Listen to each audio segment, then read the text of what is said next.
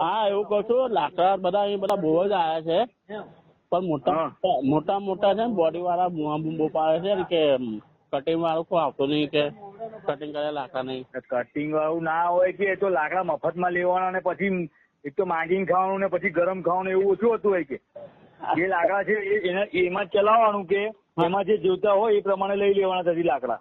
હા હા બરાબર. કટિંગ વાળા માણસ છે નહીં, કટિંગ વાળો થશે એનો તો ઇજારો કરવાનો છે, વાર્ષિક ઇજારો થશે ને પછી કટિંગ વાળો મુકાશે એ વખતે કટિંગ થશે કે ભાઈ હમણાં જે લાકડા છે એમાંથી કામ ચલાવ કરવાના.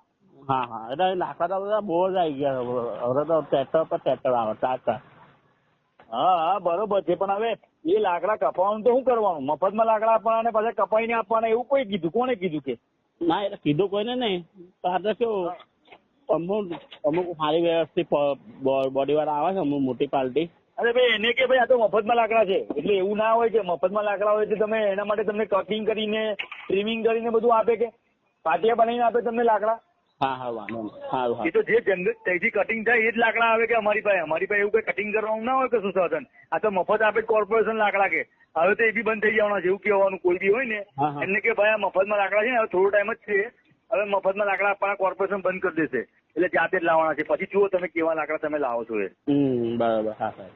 તો પછી એક તો મફતમાં વાપરવાનું, પછી કઈ કટિંગ કરેલા લાવો ને આવા લાવો તેવા લાવો શું ચાલતું એવું?